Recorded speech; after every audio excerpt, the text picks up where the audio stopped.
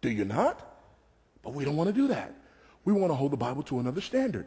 That's what's ironic. People don't even know what standard they want to hold the Bible to. I have people tell me all the time, I just can't believe that.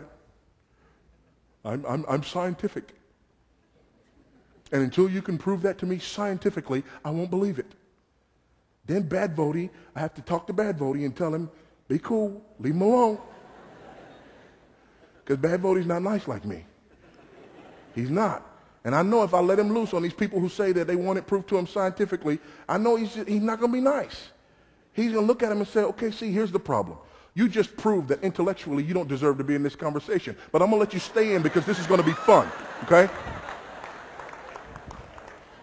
Because he says stuff like that. I don't know why he says stuff like that, but he just does. He says stuff like that, okay? And you just tell him something like, okay, so what I want you to do is sit down so I can give you the education that you obviously never received. And then when he gets on him, I'm like, just please be quiet. Just be quiet. Maybe he'll go away. But then they don't want to be quiet. They want to talk back. What do you mean I don't deserve to be in the argument? You're just mad because I asked you to prove it scientifically and you can't prove it scientifically. And I'm like, oh, man. And you'll say, here's the problem. You obviously don't understand the scientific method.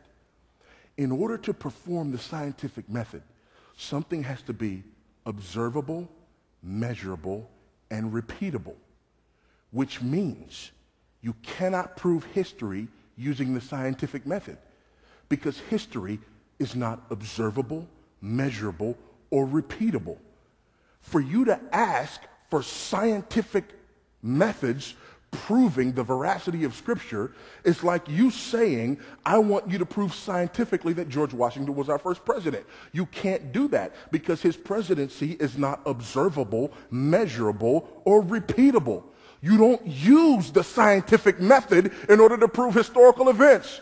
You use the evidentiary method, which is the method that we use in a courtroom. Well, if you apply the evidentiary method, what do you look for? So glad you asked. Here's what you ask. Number one, do you have internal consistency in what is written? Number two, do you have corroboration in what is written? Number three, do you have reliability in what is written?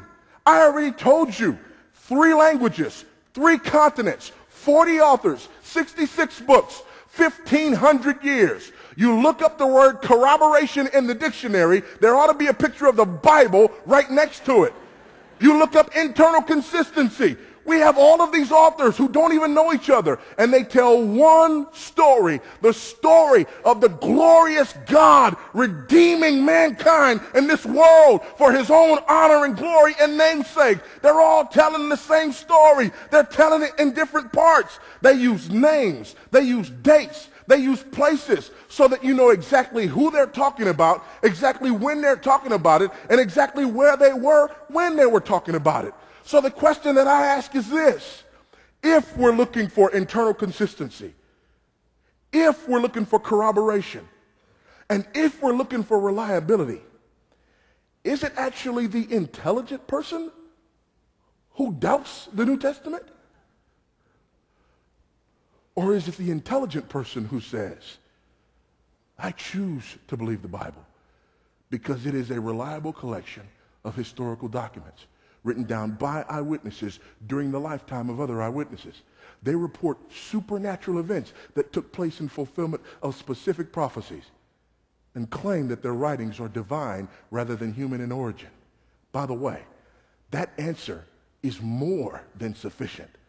But if you ever want to put just a little bit of gravy on top of it, you look them square in the eye and say, furthermore, I tried it. Worked for me.